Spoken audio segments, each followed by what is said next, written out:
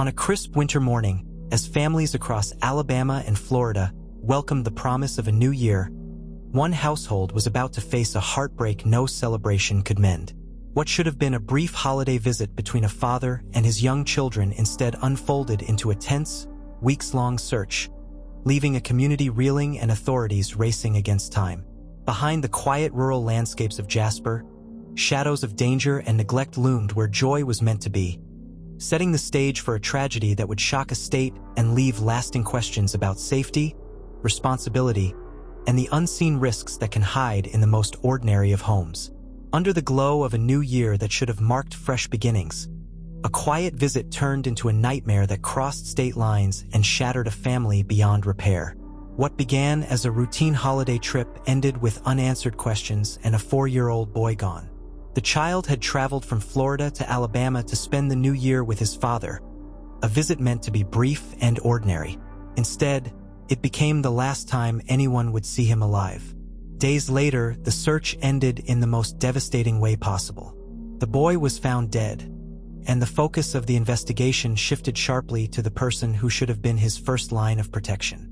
His father, Jameson Boley, a 40-year-old man from Jasper, Alabama, was taken into custody as investigators pieced together the circumstances surrounding the child's disappearance.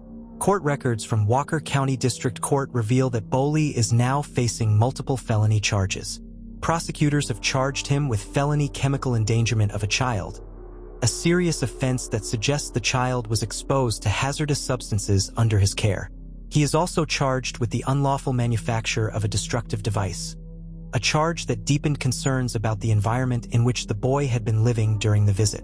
As these charges emerged, the case shifted from a missing child investigation to a complex criminal inquiry, raising troubling questions about what happened behind closed doors during those final days. For authorities, this was no longer just about loss, but about accountability, intent, and the conditions that may have placed a vulnerable child in danger.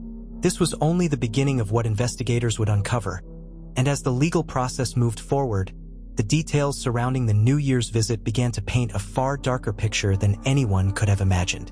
The alarm was raised on the very last day of the year. On December 31st, Jameson Boley's 4-year-old son, Johnathan Everett Boley, known to everyone in the family as John John, was reported missing. According to Walker County Sheriff Nick Smith, the boy had been playing outside with the family dog on a rural property along Highway 195 near Jasper, Alabama. At some point, he wandered away, and then he was gone. What followed was an urgent and expansive search effort. The quiet countryside was quickly flooded with activity as hundreds of law enforcement officers joined local volunteers.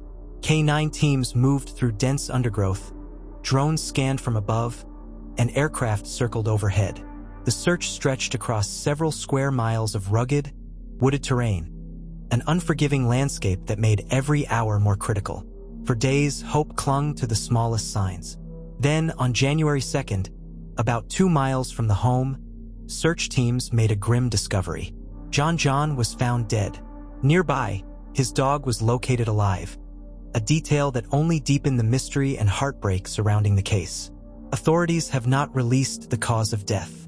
An autopsy was ordered, and investigators made it clear that their work was far from over. With more questions than answers, the focus turned fully to what had happened during the boy's final hours, and whether this tragedy was the result of misfortune, neglect, or something far more deliberate. As the investigation continued, the silence around how John John died became as haunting as the search itself, setting the stage for revelations that would soon place his father at the center of a growing criminal case. As the reality of the discovery settled in, officials struggled to put the moment into words. "This is not the outcome anyone hoped for," Sheriff Nick Smith told reporters. He spoke not only for law enforcement, but for the volunteers and residents who had spent days combing the woods, holding on to hope with every passing hour. He added that their hearts were with the family, and with everyone who had worked tirelessly to bring the child home alive. But as the investigation pressed on, an unsettling turn emerged.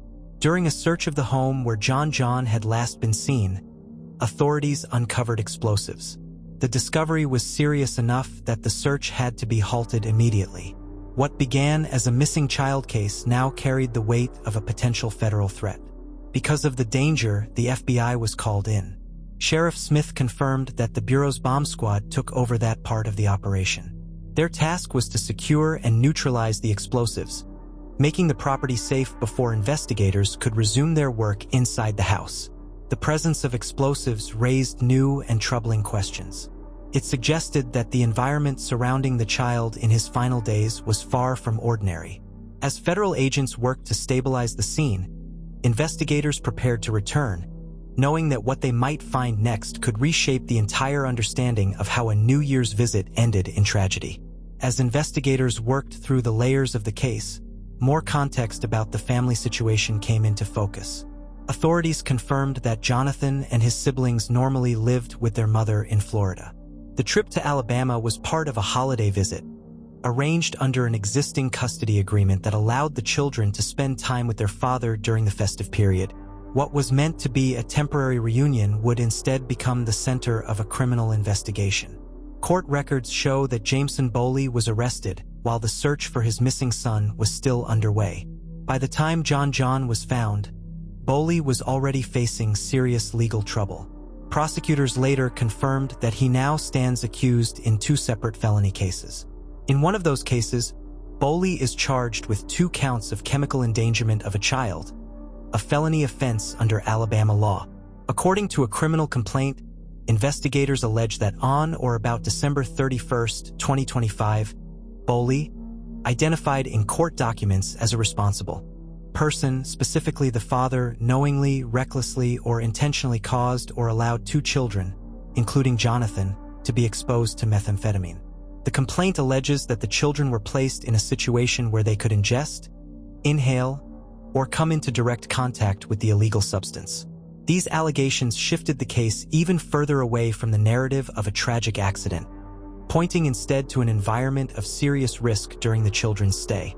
As prosecutors laid out these charges, the questions surrounding John's final days grew heavier. The investigation was no longer focused only on how a child disappeared, but on what he may have been exposed to while under his father's care, and how those conditions could be connected to the devastating outcome that followed. The timeline of the tragedy became clearer with each revelation. Johnathan's disappearance on December 31 coincided, according to investigators, with the alleged exposure of him and his sibling to methamphetamine inside the home.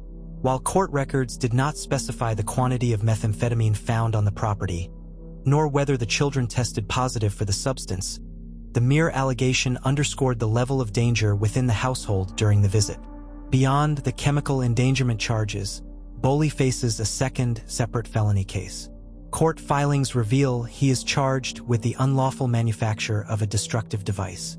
Investigators allege that Boley possessed precursor substances with the intent to unlawfully manufacture either a destructive device or a bacteriological weapon. Importantly, authorities emphasized that he had no legal authorization, state or federal, to handle such materials. Sheriff Smith made a careful distinction during a news conference. He stressed that the charge related to the destructive device is not connected to Johnathan's death. At this time, there is no evidence indicating foul play in the child's death, and these charges should not be conflated with the search for Johnathan, he said, highlighting the complexity of the unfolding case. The combination of allegations of chemical endangerment and possession of explosive materials painted a portrait of a household fraught with danger, raising urgent questions about how a brief holiday visit turned into a catastrophe that would haunt the family and the community long after the New Year celebrations had ended. As the legal proceedings began to take shape, the gravity of the charges against Boley became reflected in the courtroom decisions. Bond hearing records reveal that a Walker County District Judge ordered Boley to be held on cash-only bonds totaling $400,000, citing serious concerns about public safety. In the chemical endangerment case, the judge set bond at $100,000 cash, while in the destructive device case, bond was set significantly higher at $300,000 cash. The handwritten notes accompanying both bond orders underscored the court's view of the defendant, explicitly stating that Boley is a danger to the community.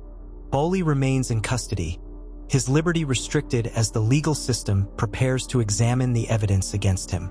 Court records indicate he was appointed a public defender to represent him, and he has formally requested preliminary hearings in both felony cases.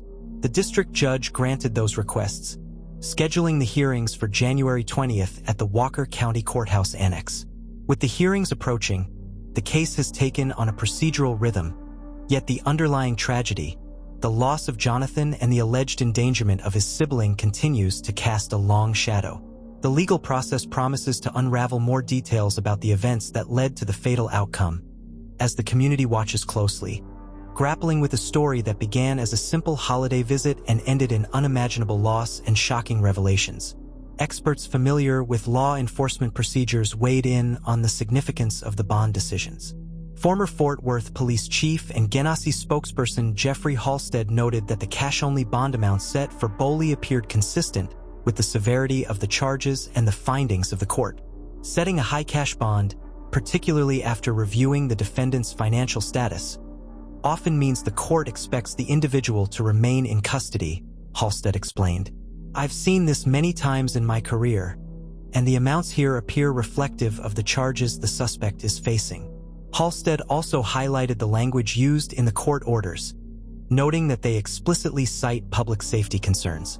When I reviewed the bond hearing order, it clearly states that the suspect is a danger to the community, he said.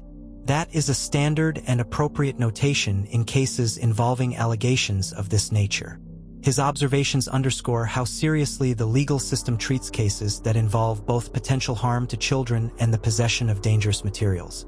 The high cash bonds and the court's explicit concern for community safety signal the gravity of the situation, reflecting a judicial system attempting to balance due process with protection for those who could be at risk. As Boley awaits his preliminary hearings, set for January 20th, the case continues to draw attention, not only for the tragedy at its center, but also for the legal and societal implications surrounding child safety, chemical endangerment, and public risk. Even as the legal machinery moves forward, the human toll remains at the forefront. Authorities have emphasized that the investigation into Johnathan's death is far from complete. Every detail is being scrutinized, from the circumstances surrounding his disappearance to the environment in which he spent his final hours. Officials have promised that additional information will be released as it becomes available, signaling that the case may yet reveal more about the tragic events of that New Year's visit. At the same time, law enforcement has urged the public to respect the family's privacy. The loss of a child is a wound that cannot be measured in days or weeks, and the grieving process for Johnathan's loved ones is ongoing.